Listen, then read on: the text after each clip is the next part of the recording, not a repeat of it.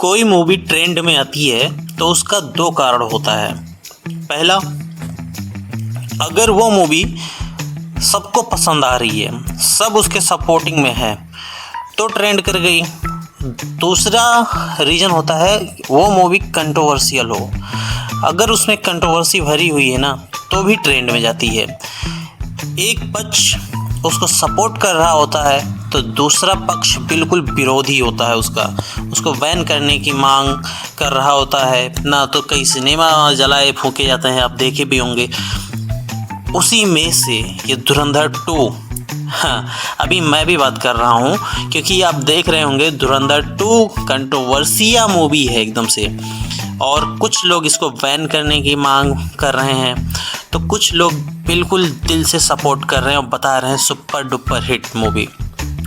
अब देखिए, मैं अपना रिव्यू नहीं दे रहा हूँ, लेकिन एग्जैक्टली बता रहा हूँ मूवी में क्या चल रहा है।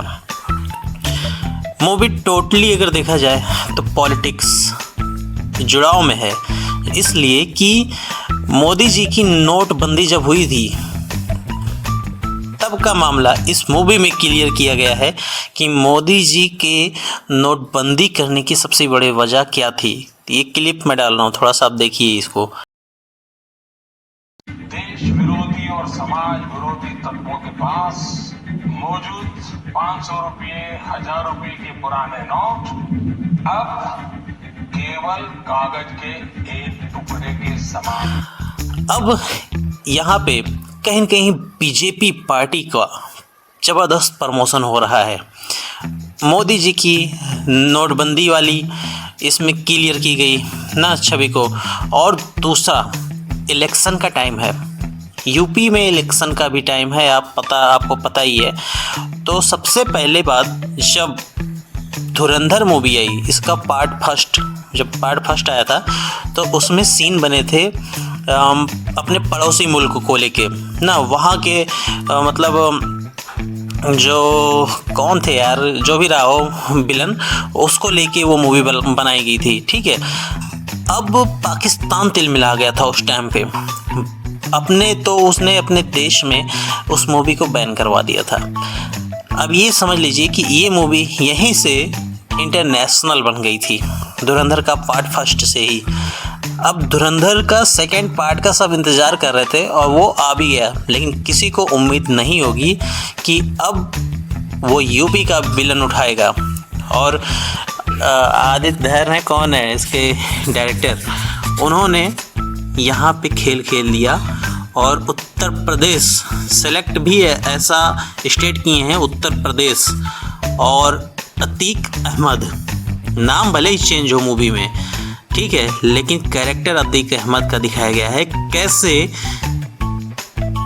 माफियागिरी चलती थी अतीक अहमद की, कैसे ये यहाँ पे अपना धौंस, अपना रौब दिखाता था और कैसे इसके लिंक थे पाकिस्तान से, बस यही दिखाया गया है।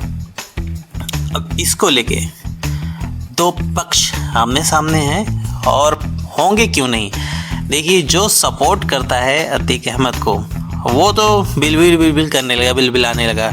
ऐसे नहीं दिखाना चाहिए मूवी में, अपना ये प्रोपगंडा चल रहा है अपनी पार्टी को फ़ायदा दिलाने के लिए, क्योंकि वो सांसद रहे हैं, सम्मानित रहे हैं ना, माननीय रहे हैं। तो दूसरा पक्ष आके उनकी ठसाई भी करता है और कहता है कि वो कुछ भी रहे हों, सिर्फ अपनी गुंडई के बल पे रहे हैं, उनको अपराधी से ज़्यादा और कुछ नहीं माना जा सकता है। सत्ता जो सरकार थी उनके समय पे वो भी उनका सपोर्ट करती थी ना, क्योंकि वो जिस क्षेत्र से थे वहाँ सिर्फ गुंडई के बल पे अपना वोट लेके आते थे और संसद में बैठते थे, अपना पॉलिटिक्स चलाते थे। दोनों एकदम आमने सामने एक दूसरे को नीचा दिखाने की कोशिश, और कोई मूवी को बैन कराने की मांग तो कोई मूवी को सुपर हिट कराने में लगे हुए हैं। लेकिन अगर देखा जाए, सही बात तो ये है कि अगर मैं अपनी तरफ से बोलूं तो मैं कहता हूं कि उसमें हर्ज क्या है। अगर किसी का कैरेक्टर दिखाया जा रहा है किसी भी मूवी में तो उसमें कोई दिक्कत नहीं होनी चाहिए। अगर वो जो कृत्य किए हैं वही चीज़ दिखाई जा रही है तो इसमें लोगों को बुरा भी नहीं लगना चाहिए। अगर कोई अपराधी किसी का खास है तो उसको बुरा लगे तो लगे, लेकिन समाज में आके तुम मतलब अपना डिसीजन दो कि ऐसा करना चाहिए वैसा करना चाहिए, क्यों ऐसी मूवियाँ बनती हैं, तो तुम कौन होते हो फिर भाई। अतीक अहमद कोई भगवान नहीं थे, सबको पता है। आप प्रयागराज की धरती पे जाइएगा तो वहाँ एक से एक लोग बताएंगे, और इनकी मतलब आप ज़मीनें देखेंगे ना तो किन किन लोगों की ज़मीनें, ऐसा नहीं है कि उसने सिर्फ हिंदुओं को ही टारगेट किया है, उसने अपनी ही कम्युनिटी में ना मुस्लिम लोगों की भी कितनी ज़मीनें उसने हड़पी थी। अब बाबा जी से पंगा उनका रहा है कि नहीं रहा है, लेकिन बाबा जी ने समाधान निकाल लिया। अतीक का आतंक ख़त्म करने के लिए योगी अपनी रणनीति बना चुके थे, और जिस तरीके से उन्होंने सरेंडर किया है ना, अतीक अहमद ने जिस तरीके से सरेंडर किया है योगी के सामने, वो काबिले तारीफ़ है। क्योंकि किसी को भी उम्मीद नहीं थी कि अतीक ठंडा पड़ने वाला है, लेकिन बाबा का बुलडोज़र जो है वो बिल्कुल सरेंडर करा दिया, और अब वो प्यारे हो चुके हैं, दुनिया में नहीं है। ना ही वो अपनी पॉलिटिक्स कर सकते हैं, ना ही अपना आतंक कर सकते हैं। अब वहाँ की जनता मज़े से है।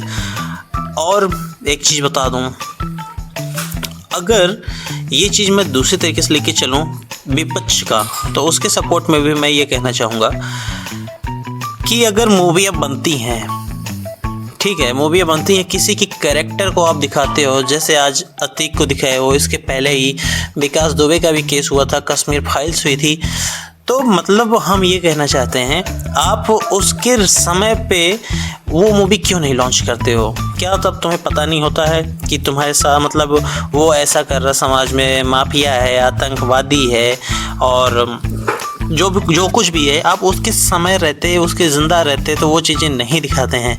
लेकिन जब वो दुनिया में नहीं होता है तो उसकी आके पोल पट्टी खोलते हैं, क्यों? तब आप में हिम्मत नहीं होती है क्या? बस अगर मैं विपक्ष की तरफ से बोलूँगा तो इतना ही कहूँगा, अगर कोई आदमी ज़िंदा है तब उसकी पोल खोलो तो वो सामने आके बताएगा भी। लेकिन सही तो ये है कि अतीक का आतंक भी ऐसा था ना कि अच्छे अच्छे लोग पैंट में अपनी मुँह देते बिना, और क्या ही कहूँ, छोड़िए, खैर सब जानते हैं। वो हो गया मुख्तार अंसारी हो गया, अच्छे अच्छों का पसीना छूट जाता था, समझ गए उनके नाम पे, तो गुंडई तो थी ही।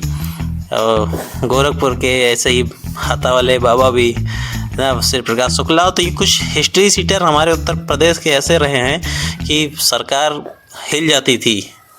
फ़िलहाल आप लोग मूवी एंजॉय करिए, बढ़िया मूवी है, और है ही क्या क्या दिखाएंगे मूवी में, अब वो नचनिया बजनिया वाला सिस्टम नहीं रहेगा, कोई देख सकता नहीं है, तो कुछ ऐसा लेके आए जो इंटरेस्टिंग लगे ना, तो ऐसे ही मुद्दे उठते हैं। बाकी वीडियो शेयर कर दीजिएगा, थोड़ा सा हमारे वीडियो पे भी कुछ व्यूज आ जाएँ आप सबकी दया से, तो लाइक भी कर दीजिएगा।